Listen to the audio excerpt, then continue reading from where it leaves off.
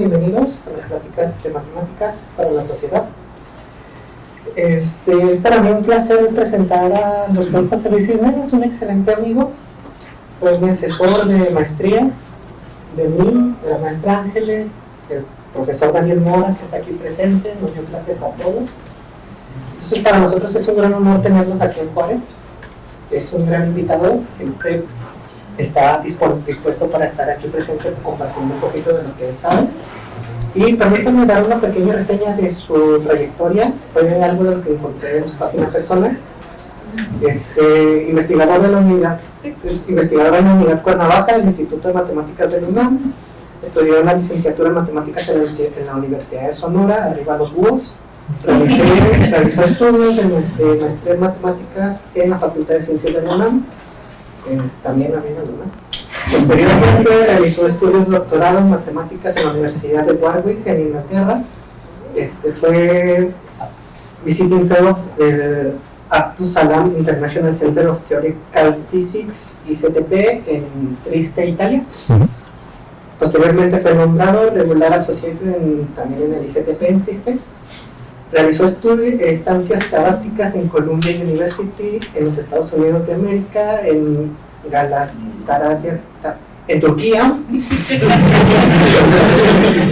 Es miembro del Sistema Nacional de Investigadores de la Academia Mexicana de Ciencias, por si quieren hacer estancias de investigación, grados de investigación con él. Y sus áreas de interés son, entre muchas tantas, topología teórica, diferencial, geometría diferencial y teoría de simularidades. Y dice que en sus tiempos libres le gusta leer y escribir, y me consta. Entonces, pues, muchas gracias, José Luis, el público es tuyo.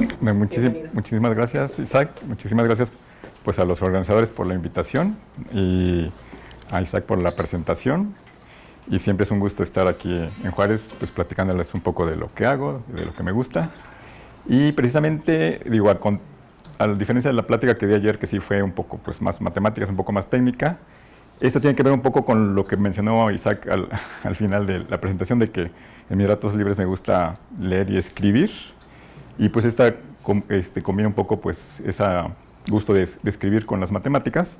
Entonces, bueno, pues el título es Literatura de Matemáticas, es pues el objetivo, pues es explorar cómo estos dos campos aparentemente diferentes se entrelazan y se enriquecen mutuamente. Entonces, a ver, ¿de qué trata esto? Entonces, bueno, primero voy a hablar de literatura y creatividad, ¿no? En la literatura, pues la creatividad florece a través de la escritura, pues de la imaginación, ¿no? Y es una expresión artística, o sea, el escritor pues trata de transmitir algo al lector, ¿no? Pues digo, si es ficción, pues crea mundos, situaciones, personajes, ¿sí? Y para transmitir esas cosas, pues los autores, los escritores usan metáforas o simbolismos para comunicar no solo pues hechos, ¿no? Sino también emociones, ideas. Y bueno, entonces los escritores siempre andan experimentando nuevas maneras de expresar estas ideas, estos sentimientos, estas situaciones.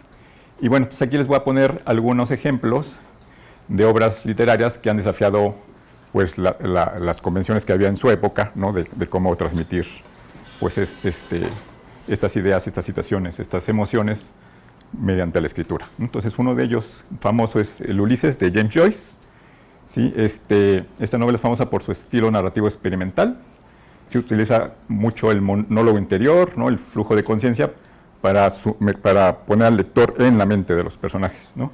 Y entonces, digo, la trama pues es nada más un día en la vida del personaje que se llama Leopold Bloom, ¿no? Que vive en Dublín, pero a través de toda esta manera de que nos mete el escritor en la mente del personaje, pues transforma la narrativa que es aparentemente mundana, es lo que hace en un día, se transforma en una experiencia literaria profundamente subjetiva.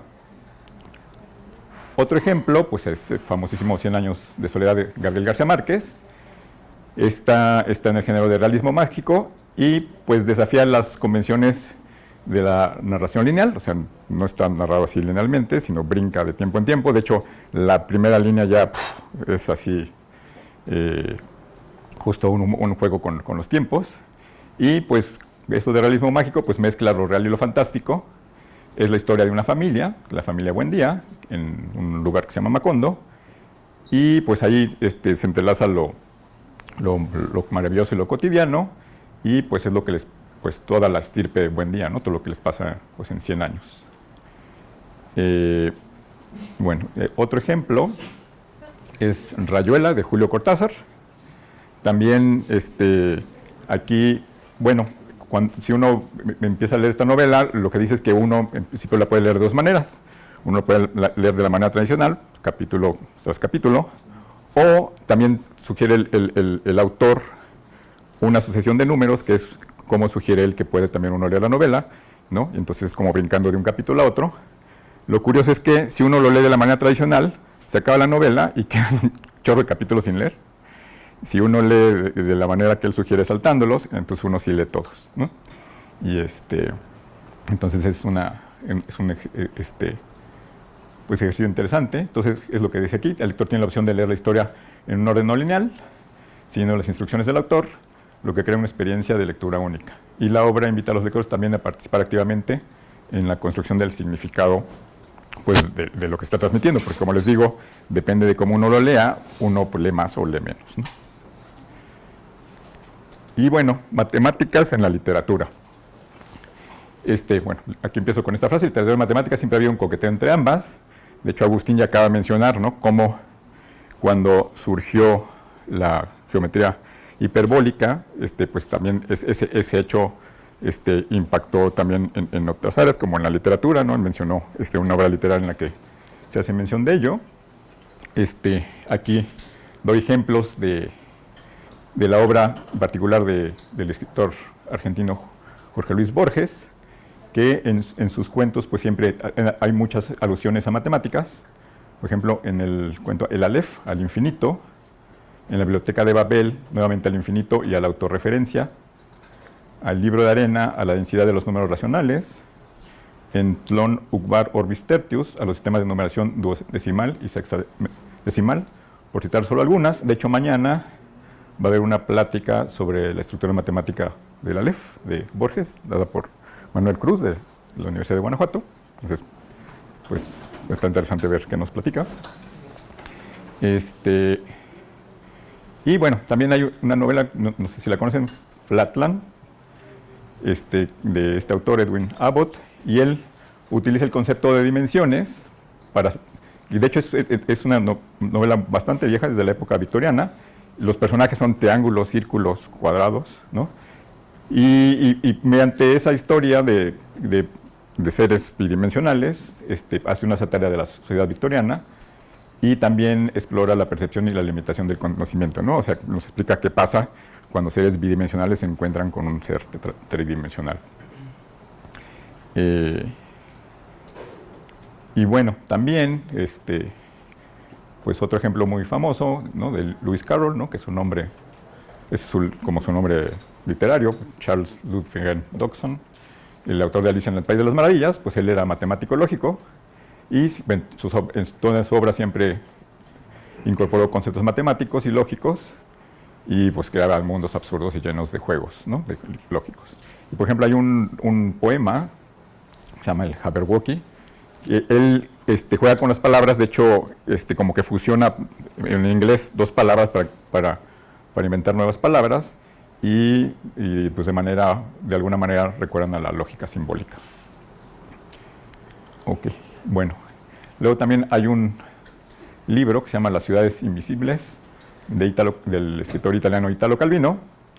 En él describe 55 ciudades ficticias, imaginarias y amenazas surrealistas. Todas ellas tienen nombre de mujer. Y en esta revista, en una revista que la pueden encontrar en internet, ¿no?, busquen a este autor, Michel Alberti Palmer, escribió 9 artículos sobre estos son como pues, varios cuentitos, ¿no?, donde habla de cada ciudad, y hay muchas referencias matemáticas en este libro, ¿no? Está súper interesante leer todos estos artículos. Que bueno, ahorita no voy a entrar en detalle de eso. Y hay otra novela más reciente, se llama El curioso incidente del perro a medianoche, de Mark Haddon. Para empezar, los números no están, los capítulos no están numerados consecutivamente, son puros números primos, ¿sí? y pues menciona cosas de matemáticas como los números primos, el problema de Monty Hall y la teoría del caos, ¿no? De hecho, una vez que estaba en el aeropuerto, allí ya en la Ciudad de México, estaba un stand de la librería Gandhi y estaba este libro ahí, y entonces me ocurrió jugarle la broma al vendedor diciéndole, oye, mira, que a este libro le faltan capítulos, ¿no? Porque no están numerados consecutivamente, y se preocupó y empezó a ver todos los ejemplares y todos estaban igual. Y bueno, ahora, creación literaria y matemáticas, ¿no? Entonces, en ocasiones, la creación literaria ha sido comparada con las matemáticas. Por ejemplo, en un ensayo que se ha titulado La filosofía de la composición, escrito por el escritor norteamericano Edgar Allan Poe, refiriéndose a su famoso poema El Cuervo, escribe lo siguiente: consiste mi propósito en demostrar que ningún punto de la composición puede atribuirse a la intuición ni al azar, y que aquella avanzó hacia su terminación paso a paso con la misma exactitud y la lógica rigurosa propias de un problema matemático, ¿no? Entonces aquí él estaba hablando justo de escritura, y él estaba analizando su propio poema El Cuervo, y es lo que dijo, ¿no? Como que de manera natural, como si él estuviera resolviendo un problema matemático, llegó a la conclusión del poema. Por otro lado, pues es innegable que las matemáticas tienen aplicaciones en multitud de áreas, y pues la literatura no es la excepción, ¿no? Existe un tipo de literatura en la cual las matemáticas juegan un papel importante en la creación literaria, y se llama la literatura potencial. ¿Qué es la literatura potencial? Bueno, la literatura potencial es un término acuñado por un grupo que se llama Obrar de Literatura Potencial, que generalmente en español se traduce Taller de Literatura Potencial, que generalmente se conoce como ULIPO, ¿no? De O-LIPO, las primeras dos letras de cada palabra. Y es una asociación fundada en 1960 por un matemático, François Lellounet, y un escritor y poeta, Raymond Queneau, los dos franceses. Y pues en general está conformada por escritores y matemáticos que, en palabras de Queneau, se definen como ratas que construyen en las mismas el laberinto del cual se proponen salir. Sí, y ahorita les voy a explicar por qué es esto, ¿no? Porque Oulipo se puso la tarea de explorar cómo las estructuras matemáticas pueden ser usadas en la creación literaria. Entonces, y bueno, de hecho, esto de creación de estructura matemática la extendieron para cualquier tipo de escritura con restricciones.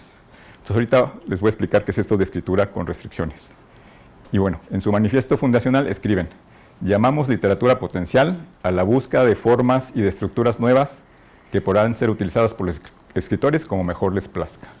Y también, bueno, entonces Oulipo se dedica a la invención y experimentación con nuevas restricciones literarias, y eventualmente un ejemplo de texto por cada propuesta, ¿no? Entonces ellos lo que hacen es, se inventan una restricción literaria, y pues el objetivo es escribir un texto que la cumpla, ¿no? Okay. Y también, bueno, otra cosa que hacen es, se dedica a la búsqueda de quienes ellos llaman los plagiarios por anticipación, ¿no? Donde hacen un censo de todos los escritores que han trabajado con restricciones antes de la creación de Oulipo, ¿no? O sea, todos los predecesores de ellos. Ok. Y bueno, nada más un dato curioso: ¿cómo uno se hace miembro de Oulipo? Bueno, alguien se convierte en miembro de Oulipo por lo que ellos llaman cooptación. Un nuevo miembro debe ser elegido unánimemente, vamos a por todos sus miembros, con la condición de que la persona que va a ser elegida nunca haya pedido ser miembro de Oulipo, y cada cooptado claramente es libre de rechazar su entrada. Se dicen, pues queremos que entres, y le puede decir, no, pues no le entro, y pues está bien, ¿no? Pero su rechazo es definitivo. Si dice que no, pues ya nunca jamás va a poder entrar.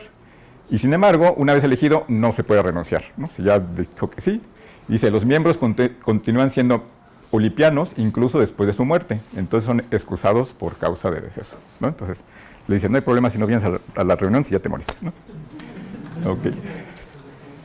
Y entre sus miembros pues se encuentran, bueno, obviamente los que ya mencioné, los fundadores, François Lellounet y Raymond Queneau, pero también está el que les mencioné hace rato de las ciudades invisibles, Italo Calvino, Georges Perec, que para mí es uno de los mayores exponentes de Oulipo, o sea, ahorita voy a mencionar varias de las cosas que él hizo, y también está un matemático, Claude Berge, que es uno de los fundadores de la moderna teoría de gráficas, ¿no? Entonces él es matemático. Y bueno, entonces algunas restricciones basadas en matemáticas. Entonces, ahorita lo que quiero hacer es poner algunos conceptos matemáticos y mostrarles cómo se usan, cómo se pueden usar para hacer creación literaria, para escribir, ¿sí? Entonces, por ejemplo, la simetría. ¿Cómo se puede usar la simetría en la literatura? ¿No? Pues en la misma métrica de los poemas, ¿no? Sí, pues también, pero justo también, justo la que yo quiero mencionar es esta, los palíndromas, ¿no? Sí, una palíndroma es una palabra, número o frase que se lee igual hacia adelante o hacia atrás, ¿no? Ahí claramente hay una simetría. Entonces, pues tenemos ejemplos. El sencillo, Ana. El súper famoso Anita la Balatina. Acá, caca. Atar a la rata. El que sigue me lo enseñó un amigo y me gusta mucho. Ah, no, este no es cierto. La ruta natural, de hecho lo acabo de encontrar hace poquito.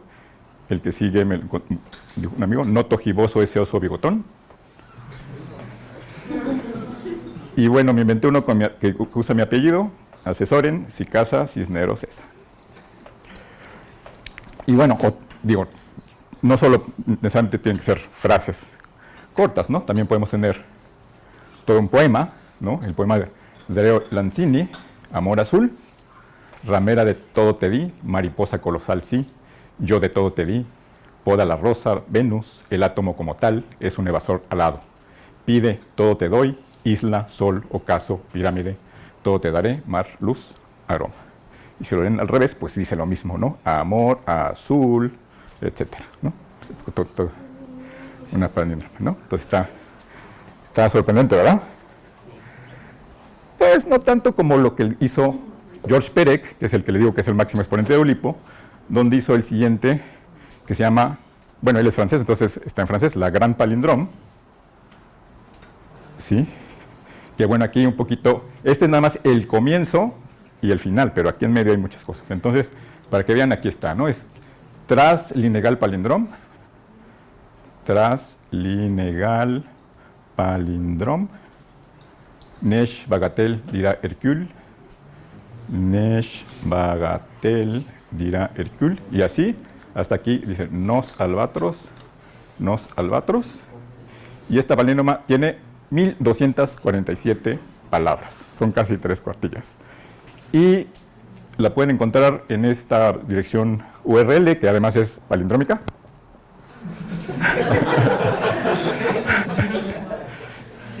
Entonces, bueno, se les va a quedar la presentación, entonces ahí pueden verla. Entonces, a mí me parece una hazaña, ¿no? Este tipo que haya hecho una palíndroma tan larga, bueno. Ok, entonces, bueno, esa fue la simetría, ¿no? Entonces, si ven, es un concepto matemático y cómo se refleja. No, nada más para agregar que conozco un autor que hizo uno en inglés y español. Ajá. O sea, de inglés a español. Se llama Pedro Poitevin. Ajá. Lo escribió en inglés y el palíndromo en inglés sale en español. Ok, padrísimo. Sí. No, sí, luego me lo pasas, ¿no? La referencia, porque sí me interesa. Ajá. Ok, bueno. Ahora, pasamos a otra cosa, combinatoria, ¿no? ¿Cómo usamos la combinatoria? Pues para la literatura, pues precisamente Raymond Queneau fue escribió un libro que se llama, bueno, la restricción se conoce como CMMP porque Raymond Queneau escribió un libro que se llama 100.000 millards de poems, ¿no? Que es 100 billones de poemas. Y lo que hizo él es escribió 10 sonetos, ¿no? De 14 versos cada uno, entonces 10 sonetos. Pero lo que hacen es como, no sé si, bueno, no, supongo que son demasiados jóvenes para ver eso, pero antes había como unas,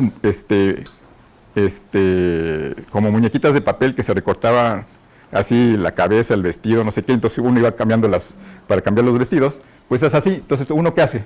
Uno pues, con de esos 10 sonetos, uno puede crear nuevos, ¿cómo? Pues el primer verso, pues uno agarra el primer verso de alguno de los 10, el segundo, pues agarra el segundo de uno de los 10, etcétera, ¿no? Entonces, ¿el primero de cuántas maneras lo puedo tomar? Pues 10. El segundo, pues 10. y así hasta 14 veces. Entonces tengo 10 a la 14 sonetos, ¿no? Que son 100 billones, ¿sí? Y entonces, pues ya tenemos, o sea, si no tenemos que leer, pues ya. ahí. Ok. Geometría. ¿Cómo usamos geometría?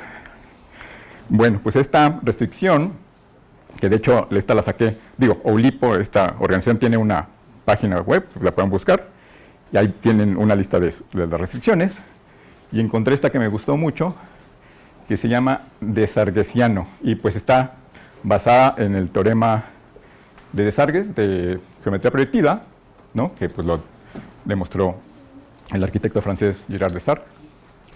Y bueno, entonces, para describir esta restricción la voy a hacer como de varias maneras, ¿no? A ver, va. La primera es la manera teórica. Entonces vamos a considerar dos triángulos, ABC y A'B'C' en el plano, ¿no? Entonces voy a dar dos definiciones. Digo que los triángulos están en perspectiva desde un punto si las rectas que unen los puntos correspondientes, o sea, tengo mi punto A en el primer triángulo y B', entonces uno A con A', B con B' y C con C', estos me van a dar tres rectas, ¿sí? Si estas tres rectas son concurrentes, o sea, se cruzan en un mismo punto, digo que los triángulos están en perspectiva desde un punto. La definición 2 es, los triángulos están en perspectiva desde una recta si los pares formados por las rectas correspondientes, ¿no? Entonces ahora me tomo el lado AB y lo extiendo, me da una recta, y el A'B' lo extiendo, y esas dos rectas se van a cortar, bueno, si no son paralelas, o si estamos en geometría proyectiva, pues se cortan en el infinito. CB y C'B' también se van a cortar en otro lado, y AC y AC', se cortan en otro lado. Si estos tres puntos de intersección están en una misma línea recta, ¿sí? O sea, son colineales, pues digo que los triángulos están en perspectiva desde una recta. Y el teorema de Desargues nos dice, si dos triángulos están en perspectiva hacia un punto, entonces están en perspectiva de una recta, ¿no? De hecho, ahorita les voy a mostrar un dibujito. El segundo, pues, manera de explicar esto es, pues, la geométrica, ¿no? Que justo, bueno, antes de leer lo que dice ahí, se fijan, es lo que dice aquí. Aquí tengo los triángulos ABC, A'B'C', y entonces estos están en perspectiva desde un punto, porque si junto la línea BB', AA' y CC' son colineales, ¿no? Pero por otro lado, si tomo la línea AB y A'B' se intersectan aquí, AC y A'C' se intersectan aquí, y CB, C'B' se intersectan acá, y resulta que estos tres puntos de intersección están en una misma recta, entonces están en perspectiva con respecto a una recta, ¿no? Y es lo que dice el teorema de Desargues.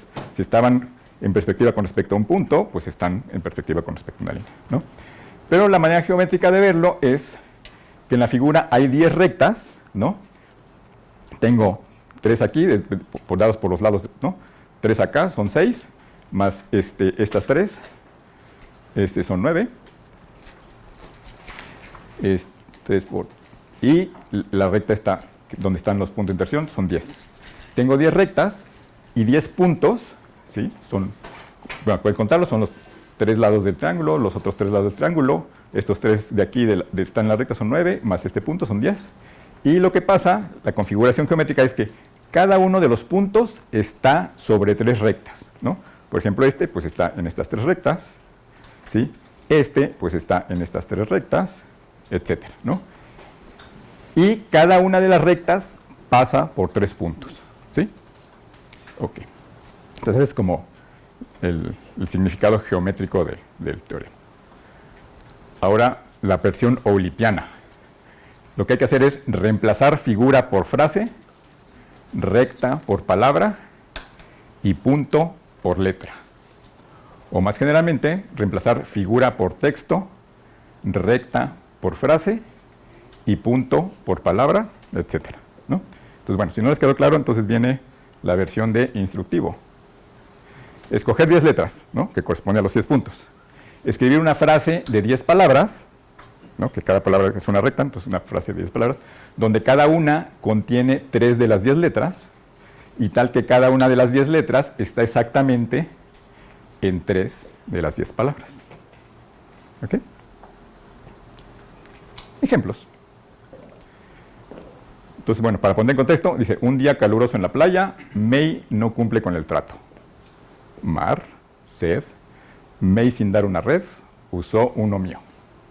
¿Se fijan? Allí son una frase de 10 palabras, son 10 letras. Por ejemplo, la A nada más aparece en 3, 1, 2, 3, etcétera. Todas aparecen, cada letra aparece en 3 palabras y cada palabra tiene 3 letras. Y esta otra que está aquí dice, una sucursal del bar de moda estrena bocina francesa. El bar Red LED del Sur usó una Valbonson, ¿no? Y bueno, pues está divertido, escójanse sus 10 letras y pues traten de hacer su frase de sargesiana. Sugerencia, agarren vocales. Bueno, y hay otra restricción. Ahora, estas ya no están, como les decía al principio, Ulipo decía, voy a usar estructuras matemáticas para hacer literatura, y después se extendió el concepto a cualquier restricción. Entonces ahorita voy a ver otras restricciones que no necesariamente están así directamente, vienen de conceptos matemáticos, ¿no? Digo, tal vez muy escondido por ahí sí la va a ver. Entonces esta es otra restricción que se llama ejercicios de estilo, ¿sí? Y consiste en lo siguiente, escoger o escribir una historia muy sencilla, ¿no? Infinitamente banal. Y la restricción consiste en escribir la misma historia varias veces. Cada versión de la historia debe reflejar un género estilístico bien particular, de una lista previamente establecida o elegida al azar, ¿no? Y otra vez, el fundador de Ulipo, Raymond Queneau, escribió un libro titulado Exercices de Estilo, ¿no? Ejercicios de estilo, en el que cuenta 99 veces la misma historia de formas diferentes. Esta obra fue uno de los textos precursores de Ulipo, ¿no?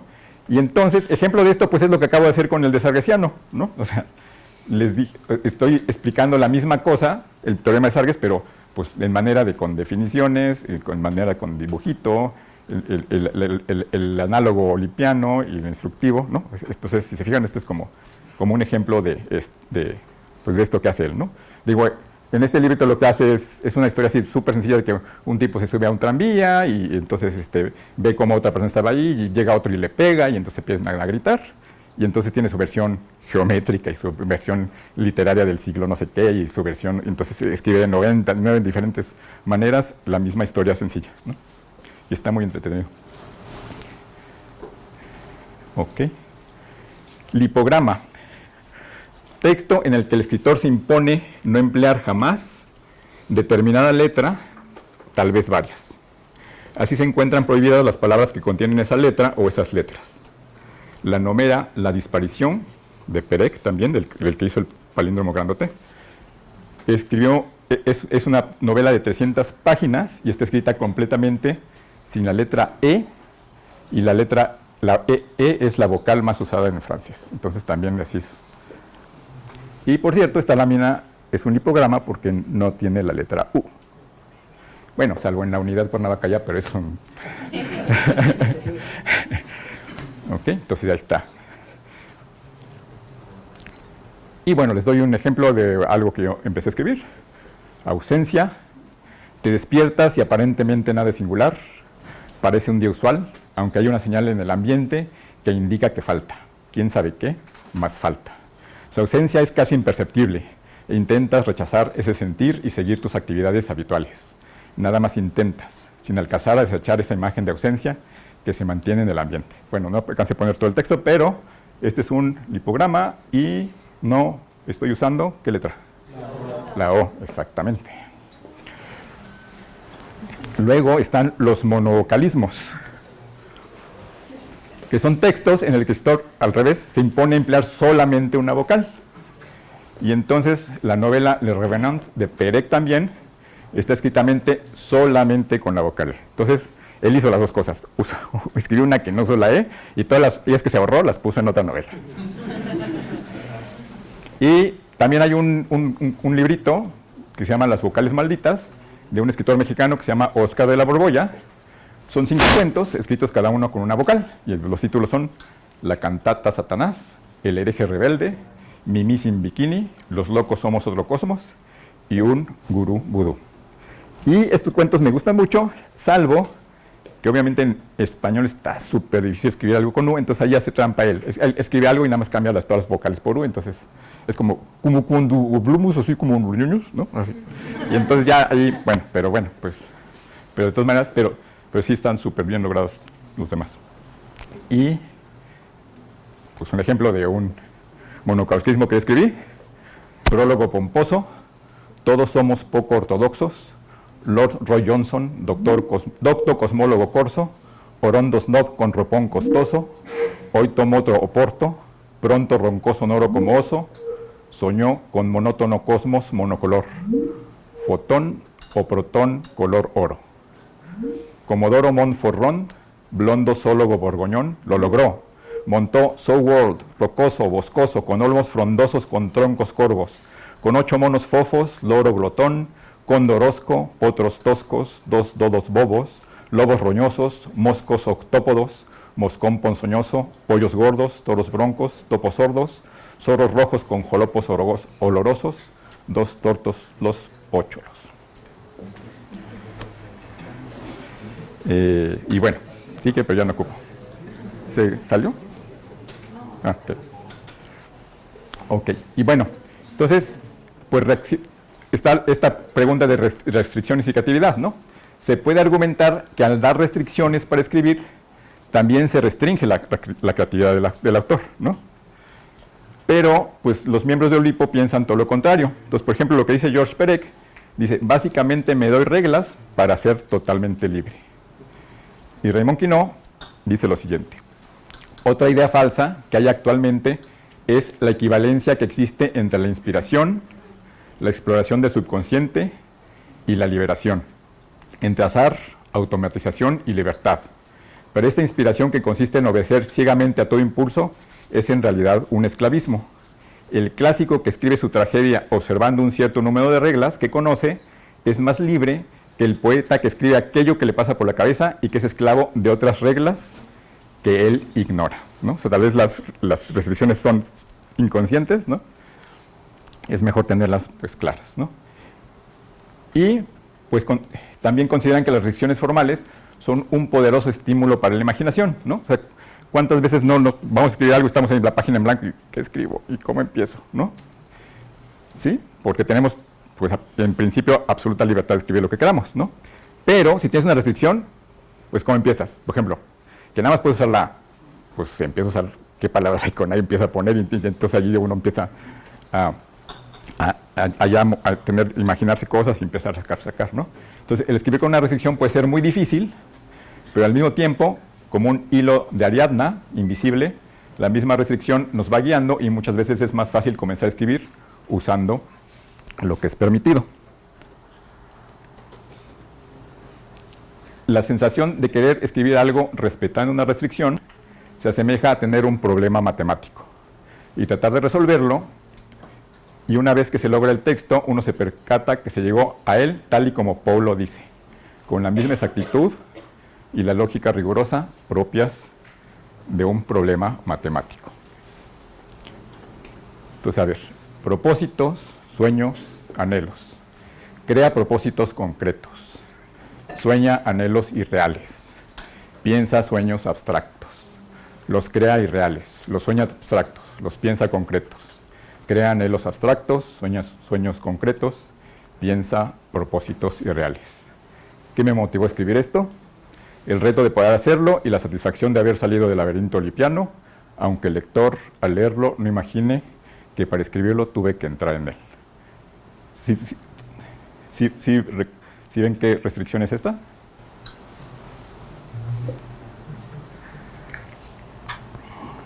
Mismas palabras en diferentes órdenes. ¿Cómo? Mismas palabras en diferentes órdenes. Sí, pues es también un desarguesiano, pero en vez de cambiar figura por frase, cambia figura por texto. Y entonces aquí son 10 palabras, en vez de 10 letras son 10 palabras. Cada palabra está en 3 frases: propósito, propósito y propósito. O sea, y cada frase tiene 3 palabras. O sea, es la misma, pero en la escala siguiente. Muchas gracias.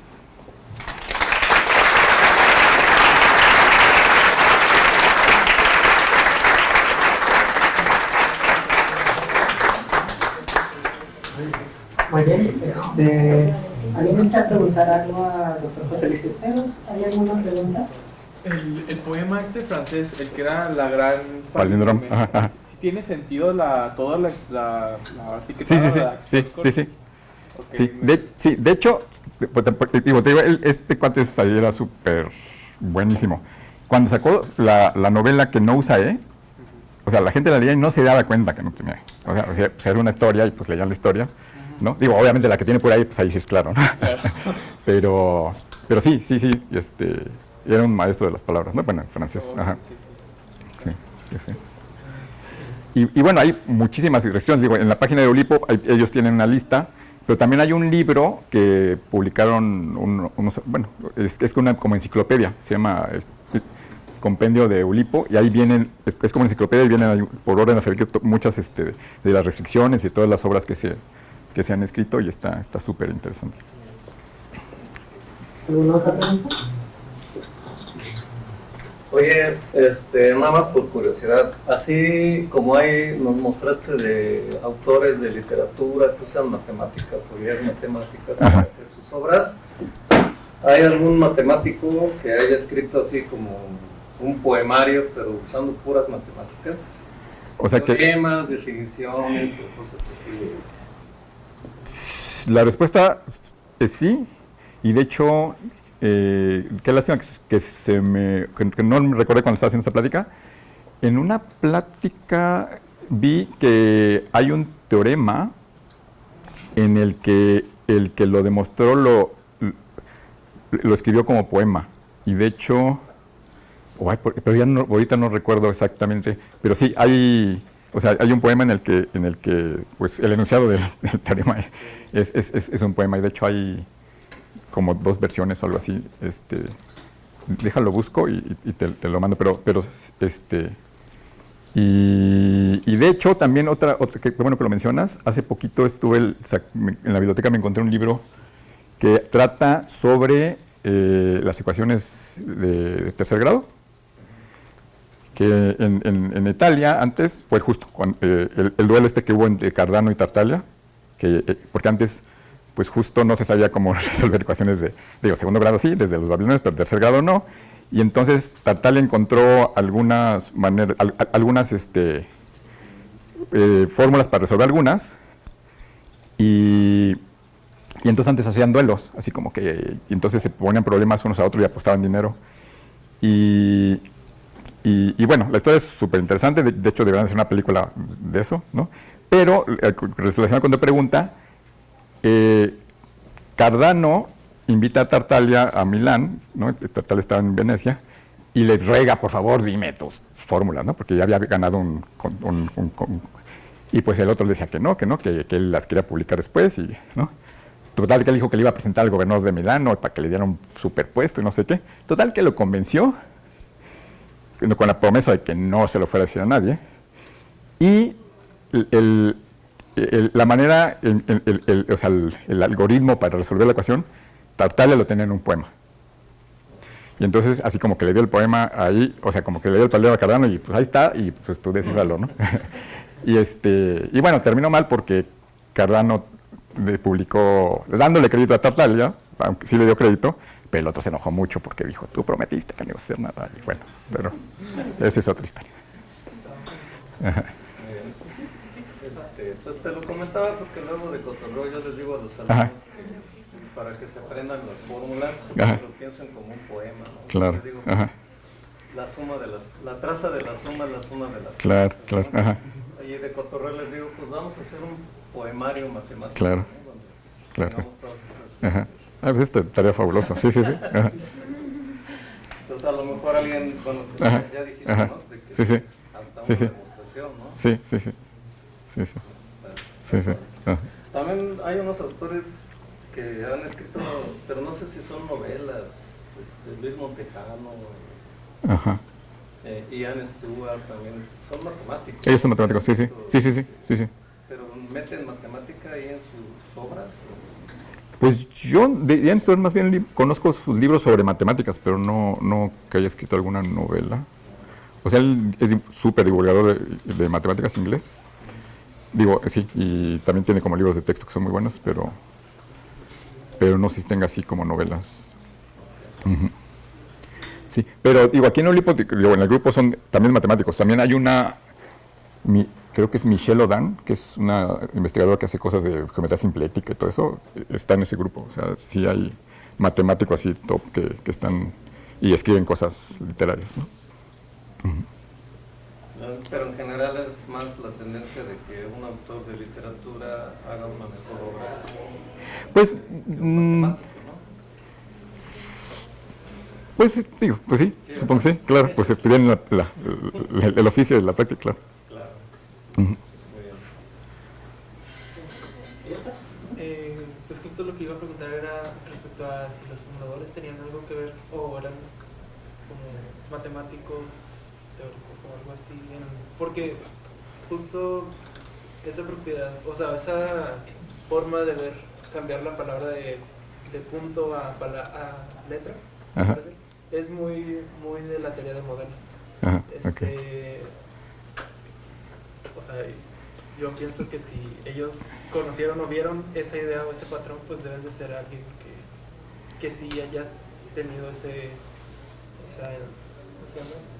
Formación. Esa formación. Sí, pues digo, te digo, son grupos de matemáticos y de escritores y te digo, algunos son matemáticos y investigadores, o sea, te digo, Claude Berge, sí es, digo, fue de los precursores de la moderna teoría de gráficas, digo, está Michel Odan, que es también geometría simplética, ¿no? Pero bueno, o sea, como que ellos se conocían, platican mucho, entonces supongo que salen así, surgen muchas ideas de, digo, no sé si necesariamente tenían conocimiento de teoría de modelos, pero pues como que hay, pues siempre tratas de hacer analogías, ¿no? De lo que ves en matemáticas y cómo lo puedes transportar sí, sí, sí, sí. ¿Alguna otra pregunta? ¿Se puede usar esas mismas teorías como para hacer otro tipo de arte? Sí, digo, yo me enteré hace poco, en el librito este que te digo, Olipo Compendium, habla de Olipo, ¿no? Que es el obrar de literatura potencial, pero también están la pintura potencial y o sea, muchas otras cosas que también vienen ahí, que también, o sea, como que, digo, ahí sí, sé menos, no lo he leído tanto, pero como que se usan sus restricciones para pintar o para hacer otro tipo de arte. O sea, sí hay como grupos de estos experimentales que también usan restricciones para la creatividad en sus áreas. Sí. Agradecemos al doctor José Luis Cisneros. Gracias.